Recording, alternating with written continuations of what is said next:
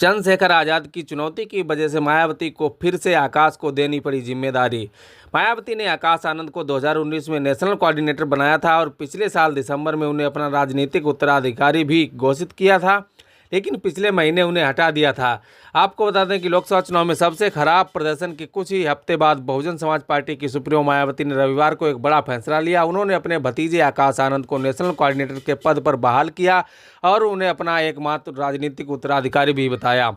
मायावती ने पार्टी के नेताओं से अपील की कि वे आकाश को पहले से ज़्यादा सम्मान दें। मायावती ने आकाश आनंद को 2019 में नेशनल कोऑर्डिनेटर बनाया था और पिछले साल दिसंबर में उन्हें अपना राजनीतिक उत्तराधिकारी भी घोषित किया था, लेकिन पिछले महीने उन्हें हटा दिया था। बीएसपी के नेताओं का कहना है कि उन्हें इस बात का पूरा भरोसा था कि आकाश आनंद को फिर से बहाल किया जाएगा, लेकिन उन्हें इस बात का अंदाज़ा नहीं था कि मायावती ये फैसला इतनी जल्द ले लेंगी। पार्टी के अंदर कुछ लोगों का ऐसा मानना है कि मायावती के इस फैसले के पीछे वजह नगीना से चंद्रशेखर आज़ाद का चुनाव जीतना है, क्योंकि चंद्रशेखर आज़ाद बहुजन आंदोलन में एक ताकतवर विकल्प के रूप में उभरे हैं। सवाल ये है कि आकाश आनंद को फिर से बसपा में बड़ी जिम्मेदारी दिए जाने का क्या मतलब है, खासकर ऐसे वक्त में जब उत्तर प्रदेश में 10 विधानसभा सीटों के लिए उपचुनाव होने जा रहे हैं और राज्य में 2027 में विधानसभा के चुनाव भी होने हैं। 7 मई को बसपा सुप्रीमो मायावती ने आकाश आनंद को हटा दिया था और कहा था कि उन्होंने ये फैसला पार्टी और मूवमेंट के व्यापक हित में लिया है और ये फैसला तब तक प्रभावी रहेगा जब तक आकाश आनंद पूरी तरह परिपक्व नहीं हो जाते। इससे पहले उत्तर प्रदेश पुलिस ने आकाश आनंद के खिलाफ सीतापुर में मुकदमा दर्ज किया था, क्योंकि एक भाषण के दौरान आकाश ने बीजेपी सरकार को आतंकवादियों की सरकार कहा था। नेशनल कोऑर्डिनेटर के पद से हटाए जाने के बाद आकाश आनंद ने लोकसभा चुनाव के बीच में ही प्रचार करना बंद कर दिया था और तब मायावती ने अकेले ही पार्टी के प्रत्याशियों के लिए प्रचार किया था। बसपा को लोकसभा चुनाव में हारे अपने प्रत्याशियों से फीडबैक मिला है कि अगर आकाश आनंद चुनाव प्रचार जारी रखते तो जाटव और मुस्लिम तबके का एक लोकसभा में एक वर्ग चुनाव में समाजवादी पार्टी कांग्रेस का गठबंधन समर्थन नहीं करता।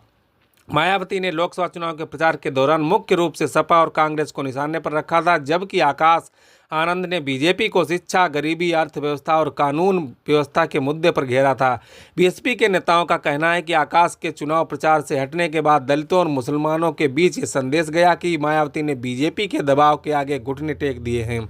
बसपा के एक नेता ने कहा कि आकाश आनंद को फिर से जिम्मेदारी मिलने के बाद बसपा से बीजेपी की बी टीम होने का टैग हटाने में मदद मिलेगी। साथ ही बसपा के कोर वोट बैंक जाटव और दलित समुदाय के अन्य तबकों के बीच फिर से भरोसा बहाल करने में भी मदद मिलेगी और लोकसभा चुनाव में खराब प्रदर्शन के बाद निराश हो चुके हमारे कैडर को भी ऊर्जा मिलेगी। साथ ही बीएसपी के कई जानकारों का कहना है कि मायावती ने यह फैसला आज़ाद समाज पार्टी के अध्यक्ष चंद्रशेखर आज़ाद को नगीना लोकसभा सीट से जीत मिलने की वजह से लिया है। बसपा 2019 में नगीना लोकसभा सीट चुनाव जीती थी, हालांकि तब उसने चुनाव सपा और आरएलडी के साथ मिलकर लड़ा था।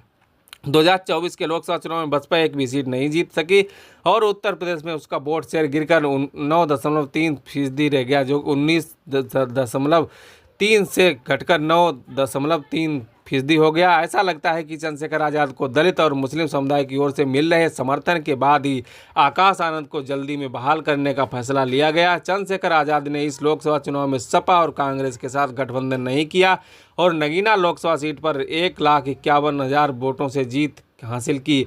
नगीना में बसपा चौथे नंबर पर रही। बसपा के एक नेता ने कहा, बसपा के पास अब कोई भी लोकसभा सांसद नहीं है और चंद्रशेखर आज़ाद ही देश भर में घूमते हुए लोकसभा में दलितों और मुसलमानों के मुद्दों को उठाएंगे और इससे चंद्रशेखर आज़ाद को एक दलित नेता के रूप में उभरने और मायावती का विकल्प बनने में मदद मिलेगी। इससे बसपा और कमज़ोर होगी। इस चुनाव को रोकने के लिए ही आकाश आनंद का लौटना बेहद ज़रूरी था। लोकसभा चुनाव में बसपा के खराब प्रदर्शन के पीछे किसी लोकप्रिय चेहरे का न होना भी था। पार्टी में सिर्फ मायावती एक बड़ा चेहरा बची हैं, जबकि पार्टी के अन्य दलित, ओबीसी और मुस्लिम नेता जैसे लालजी वर्मा, आर.के. चौधरी, राजा रामपाल, स्वामी प्रसाद मौर्य, नसीमुद्दीन सिद्दीकी, रामअचल राजभर, इंजी सरोज और बाबू सिंह कुशवाहा दूसरे दलों में जा चुके हैं या उन्हें पार्टी से बाहर का रास्ता दिखा दिया गया है। जो लोग बसपा में बचे हैं वे संगठन के काम में लगे हैं या उनकी मायावती या आकाश जैसी कोई फॉलोइंग नहीं है। 2019 में नेशनल कोऑर्डिनेटर बनाए जाने के बाद भी आकाश आनंद की शक्तियाँ सीमित थीं। आपको बता दें, लोकसभा चुनाव में टिकट वितरण